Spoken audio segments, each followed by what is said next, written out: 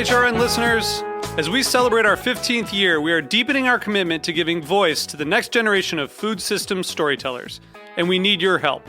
Our internship and fellowship programs help activate new possibilities for underrepresented and underestimated young people through experiential journalism, audio engineering, and production training. Through these unique programs, HRN helps food equity stewards build essential workforce readiness skills that expand their potential and foster economic mobility. Please consider supporting these critical programs. And with a minimum donation, you can be entered to win a dinner for two at an amazing restaurant in one of 8 cities and tickets to a concert at a great venue in one of those cities. We have incredible partners across the country who have donated, as they also share our passion for helping to educate the next generation of food systems storytellers. Check out heritageradionetwork.org/15 to donate and enter to win today. That's heritageradionetwork.org/15 to donate and enter to win today. And make sure you donate before March 31st. Thank you.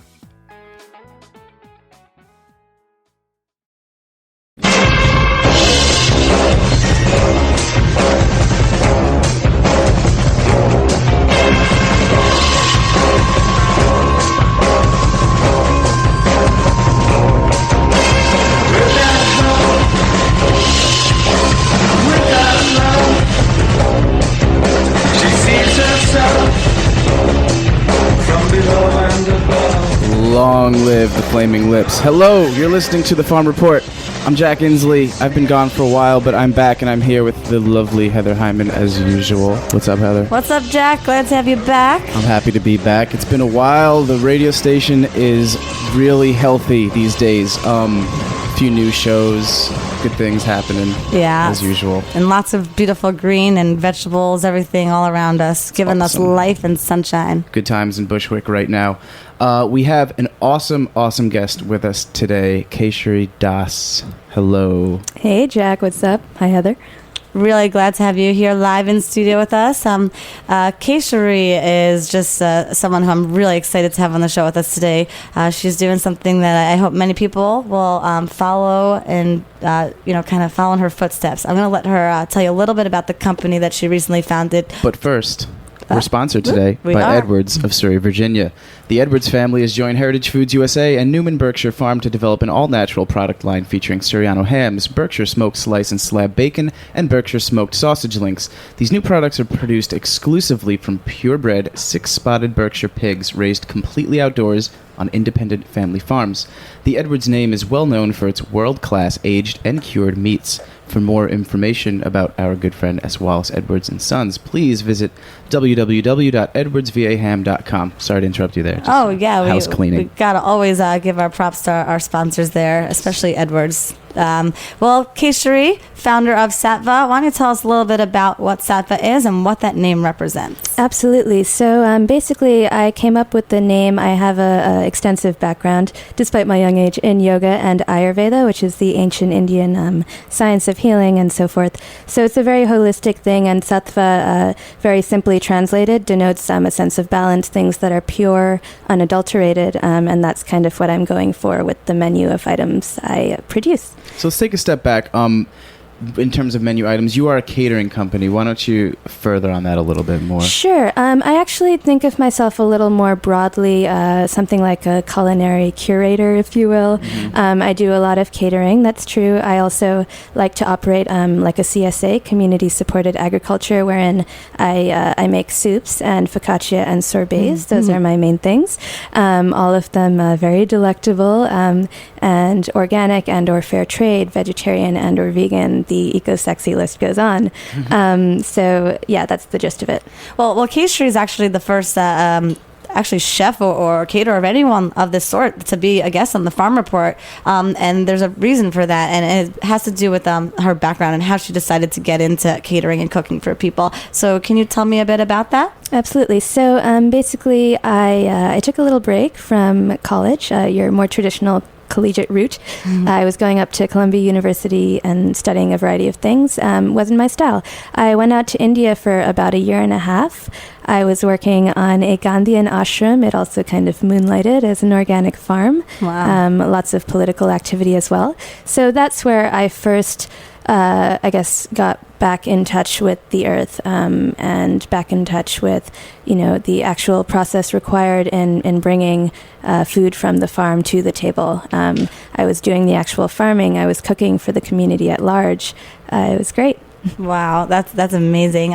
So then when you came back to the States from India, what was your next step in following this newfound, bringing it back to the earth, a new passion for that? Sure. Well, I had been researching farms across the States, across the world, in fact, where I could potentially do some internships. But my first route, I went back to school, focused more on renewable energy, sustainable design, to get a kind of academic background. For this new passion of mine, to make it more sustainable. And then, while I left school again, I started working in a yoga studio for a few years and made all kinds of amazing contacts. Oh, wow. And across the board, all of them basically share my interests in this kind of work. So yeah, I started my company a few months ago when I decided to start out on my own. I mean, it's amazing. We did a special on yoga last week on the Farm Report, and we talked about how many parallels there really are between the community in yoga and really just the being like yourself, and really caring about what you give and what you also take in, and that's really awesome to continue this conversation a week later. So I guess why don't you tell me about like where you went next after you went to school and decided to kind of, after the yoga thing, continue with the cooking and the farming. Well, so I started a yoga teacher training. I'm certified as a level 1 and 2 Reiki healer. There's a lot of interest in alternative healing there, and a lot of it informs my food. I could talk for hours and hours on the subject, but I'd like to keep it pithy today. What's Reiki healing? Well, Reiki healing, it's basically a Japanese form of alternative healing, although over there it's not necessarily alternative, right? As of such. Course, here it is. Yeah. So you talk about prana, you hear about chi. They have ki. It's also like a Hawaiian concept. So just the idea that there's this life energy. Not to get too airy-fairy or esoteric, but we all have the capacity to heal ourselves, and that's kind of what I try to get at with my catering as well. I'm literally trying to cater to people's health and their well-being, but also teach them, like, this is what you can do yourself. This is where you can get this kind of food, organic food. It's actually not that expensive if you know where to go, if you cut out the middlemen, deal with farmers directly, that too farmers in New York State. So... And you used the word earlier, curator. So I'm assuming that means you really know where your food at all times is coming from, or the producers. Is that something you strive to do in all of your menus? Yes. I know all of my producers firsthand. If there's ever a middleman, it's because I'm wandering around a local farmer's market, say, and buying produce that's fresh off the truck from the farm, from people that have been hired by the farmers themselves. So there's hopefully little to no exploitation going on. It's mano a mano, farm to table. So how are you connecting with these producers? Just by talking to people. I love talking, and I talk to people on the street all the time. I carry a few hundred business cards around with me in this little tin I have on the table here, and just hand them out, and just dreaming creates opportunities. You're like the Times Square mixtape rappers of the sustainable catering world. And when I say I'm a curator, it's because I throw, how I started out was just throwing neighborhood block parties, trying to bring community back to community. I talk to street artists all the time. I say, hey, I can give you a cut of donations. Everything I do is donation based when it comes to parties. And come over, perform, let's lift ourselves up by the bootstraps together. Patrick Martin's the founder of this network. He likes to use the phrase, all boats rise with a high tide. Absolutely. I think he also uses the phrase, get everybody drunk to put them in a good mood. Yes, sir. That's another phrase he uses. Okay, all right. Well, when did Sattva, when did you start this company, and what have you been doing since the inception? So I started it in May, I believe. Yeah, it seems like such a long time ago. And the first thing I did was to talk to Miriam Haas. She is the director of sorts of community markets. It's kind of a collaboration, collective of about 29 markets through New York City and Rockland and Westchester counties. And I wanted to be a vendor at a farmer's market. It was very simple in my mind. I wanted to be a vendor of soups and focaccia and and sorbets. That you'd be making yourself? That I would be making myself. I am a one-woman show. I have lots of people who generously donate their time and energy. But yeah, all made myself, all made fresh. No preservatives, no additives, So did that happen? And so what happened was my biggest obstacle basically was obtaining a commercial kitchen at the time, which I have since done, thankfully. Congratulations. Thank you very much. So in the meantime, what I did was I just, as I said, started organizing block parties just to get my neighbors introduced to my tastes and get the word spread around the neighborhood itself. And what neighborhood was this? This is in Ossining, New York. I am based in Ossining, which is in northern Westchester County, right off the Hudson, as well as Brooklyn, where I live with a few like-minded yogi and culinary souls. Oh, great. So, quick question though: for this farmers market vision that you had, was it more to sell big portions or like hot plates ready to consume right then and there? Actually, cool summer ready, like chilled soups, for instance. So I'm there, and you're there. You can have it right out of the mason jar. Yeah, nice. Yeah. And do you try and keep things at a price point that, what is the pricing situation like? Because I noticed on your website you talk about organic foods and things like that, and some people are always concerned that comes with a high price tag. Yeah. Well, in an ideal world, my things would be priced according to a sliding scale where I would just believe my consumer when they told me, oh, I don't have the money for that, and yet I would love to eat it. But I keep things very affordable. It's comparable with what you would find at your bodega, for instance. Like, I'll give you real numbers. Let's see. A 16-ounce jar of soup could easily go for $6. And they get to keep the jar? Yep. And I have all kinds of incentives. Return the jar, get $1 off, la-di-da. Yeah. I guess I was glad to say when I opened up that other people should be following in your footsteps when they decide to do something along these lines in catering. Really knowing and being able to tell everyone that's coming by your stand or eating something off your menu where that they all know where the food came from and that you have a relationship with all these producers is really important. I'm just wondering, have you ever spent any time on a farm here in the States? I have, yeah.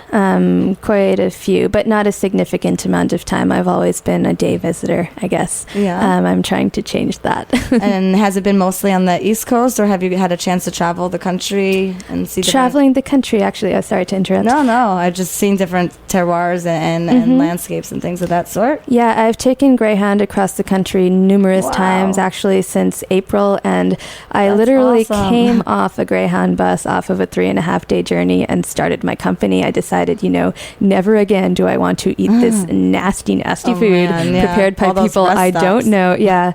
And I had taken, this huge bag of food, like pounds and pounds with me, and we had all these potluck parties with ex-cons, et cetera, in the back of the bus. Nice. So it was really great, but there comes a point where you're sharing your food with 20 people and you run out.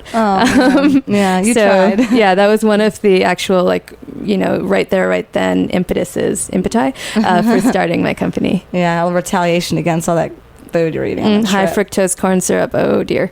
Negative. So what's one of the most beautiful places that you've been to, and what's one of the most interesting things you've taken away from one of these visits? Well, so one thing I haven't mentioned yet is the social justice aspect of my catering company. I specifically want to serve the quote-unquote underserved. I think that everyone, frankly, is at risk. Some people are just at higher risk than others. And so on Greyhound, for instance, I've come across a lot of single mothers, battered women, etc., people straight out of prison who have such, beautiful ideas for how they want to live their lives. And although it seems kind of weird and maybe disconnected, what does catering have to do with that? Well, I mean, I felt like a yoga therapist for a few years, working in these yoga companies in New York. And it was like yoga was my medicine of choice. Thing is, I can tell people till the cows come home, like, yoga is for you. And most of the world is not going to believe me. Right. That's fine. That said, everyone needs to eat. It's the same thing in the food world, though, too. Yeah, same thing in the food world, but everyone does need to eat. And so the way I see it is kind of demystifying this whole process and, being very transparent about my production process, about, as you were saying, letting people know where I source my ingredients, if not from my own garden, from local co-ops, from farmers, etc. So yeah, I want to work with these underserved populations in particular, not just the people who are already going to Whole Foods or already, going to their local co-op. That's great too. But that's kind of where my focus lies when I have focus. Oh, wow. Well, we've got lots more to talk about with you, Keshari. I'm super excited to hear more about what you've got going on. We're going to take a quick break. We're going to come right back live every Wednesday at 5, Heritage Radio Network. Farm Report. We'll be right back.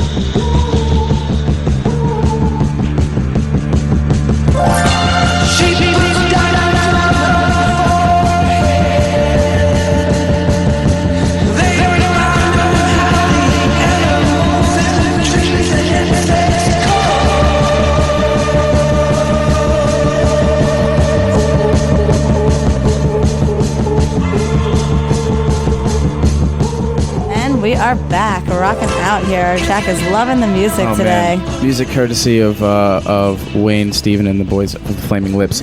Myself and Dan were actually at the Flaming Lips show last night, Terminal 5. And he is still glowing with excitement. Yeah. I wanted to go, man. Oh, man. Oh, all right. Well, we are back with the Heritage Radio Network's Farm Report. We've got an awesome guest with us today. Her name is Keshari Das, in case you're just tuning in. She's telling us all about her culinary curation and things of that sort. And we're going to talk a little bit about her own farm, or her own garden that she has in the backyard of where she lives in upstate. Garden or farm, depending on depending on how much you've sold farm. of your produce. It's a micro farm. There you go. Okay. Sure. Micro people. I'm a small girl.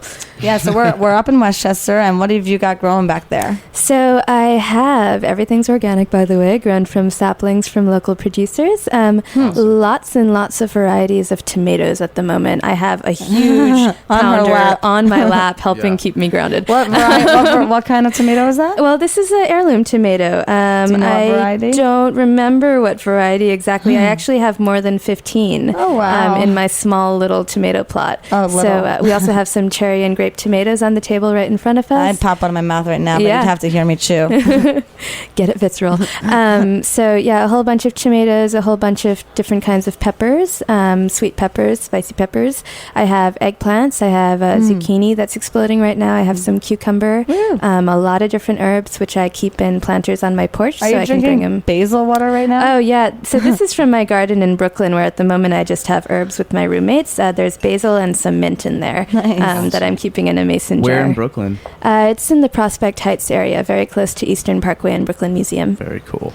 So you said local, you said saplings, organic saplings from your neighbors. Is that seeds? Saplings as in, so the way I think of it, you can have seeds, right? That's like having your own baby, basically, keeping it in the oven for 9 months and popping it out. Unless, Okay, so they basically started saplings, it's like they started it, and then I adopted a toddler and then planted it in my own garden. So you transplanted it in your own garden. Very nice. Cool. So you, they've all sourced these seeds, and they all knew where they came from, just like everything else you do. Yeah. Wonderful. Very cool. So now, do you use any of this stuff that you grow in your company?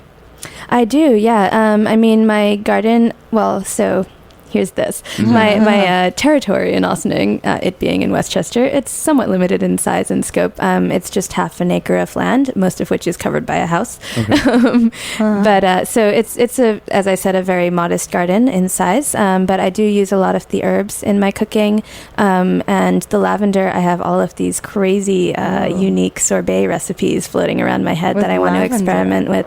So one of them is lavender, lemon, and poppy.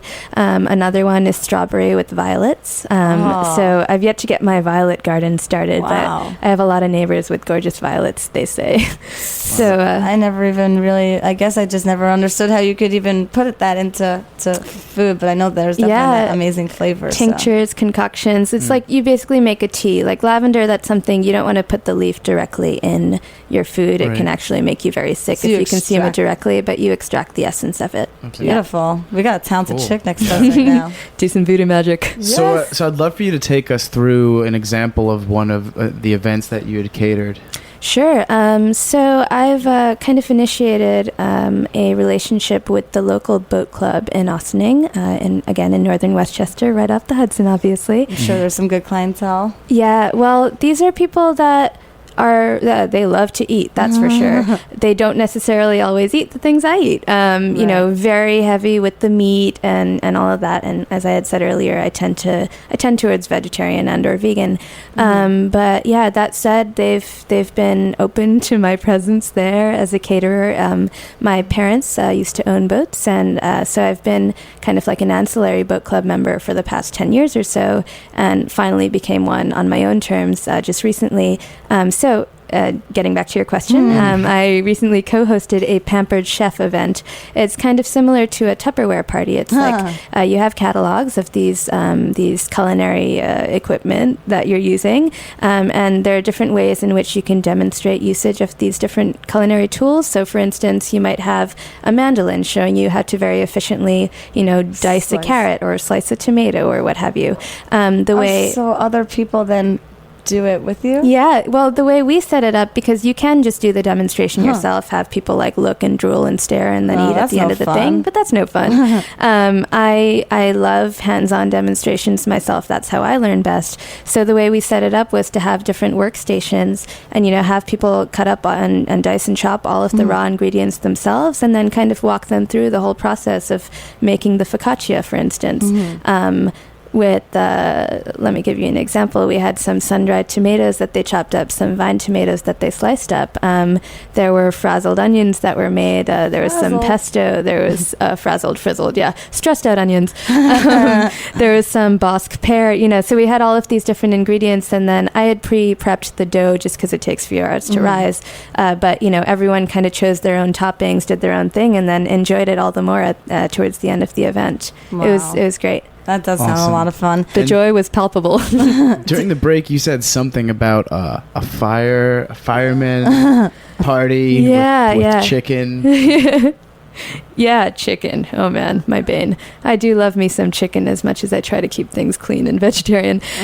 So that was one of my first catering events. It was located at a firehouse, and the lady Martha, who was throwing the party, a wonderful soul, she was doing this in honor of her daughter, who is graduating from her master's degree as well as getting engaged. So double whammy. Okay. Big party. So there were no firemen. It was just a fire hall. Well, it was in a fire hall, and her husband is the one connected to the firehouse. He's a volunteer fireman, and there was the potentiality of having a whole crew of firemen come over. So that's where, the flexibility of my company comes in, because she and her daughter are totally digging everything I believe in, and whereas it seemed as if, the other people coming to her party could possibly take a little more convincing. So she was really worried. Oh, I think we need to get pounds and pounds of chicken, and so on and so forth. Vodka and and exactly. in the 12th hour, I mean, it can be hard on the caterer, but that's why I do yoga, right? Yes. We were literally changing things until the last minute, and I think everyone really enjoyed the event across the board. Selfishly speaking, I loved it. That sounds great. I've never been to any kind of catered event at a fire hall or anything that didn't include like either lasagna, Yeah, like trays just big trays of whatever cheap stuff. So. Yeah, because the husband, he was all about hot dogs and hamburgers, and I told her, lady, I'm sorry. I mean, I love them myself, but that's not what I do. Yeah. So that's where I won't make a compromise, you know. If they wanted me to buy locally sourced yada, yada, yada, I would have gone in for it, but, you know. Well, you got to stick to your mission so that you know, you could just, you know, produce what you believe in. I just had a question that I was really excited to ask you, and it just escaped me. You got distracted by chicken. I must have. But anyway, I mean, so what types of ways do you try to promote this to other people and try to, you know, catch some fire on this idea and spread the word? It's very much word of mouth. You know, I came here via someone I had seen maybe 3 years ago at a party I hosted right down the street at McKibben Street, and we hadn't met for 10 years prior. So we knew each other from 4th and 5th grade. So a lot of this has kind of been happening. I call it synchronicity. You know, I just, as I mentioned earlier, once again, I love talking to people. So I just throw myself out there and I say, this is what I'm about. What are you about? You know, and I try to listen actively instead of passively. I think there's a lot of trouble with that. You know, I'm very talkative, obviously, but I place a high premium on actually listening to people and then seeing where we can kind of take a walk together for a while. Yeah. You know, I mean, the fact that you were able to take and extract so much out of your Greyhound trips and the people that you met on the road. Like when we asked you that question, you know, about like some of the places you've been to, you didn't even like mention the farm. You mentioned the people you met along the way. Yeah, and that was like your boom, like you got off the bus and you were ready to kind of change the way like some of these people were eating, and that was your inspiration. And that's pretty awesome, and I really respect that. And it's all about making that change and really trying to you know, share what you have a passion for. And then where do you see yourself in a few years? What's your plan, like you know, like a 5-year plan for this company and yourself?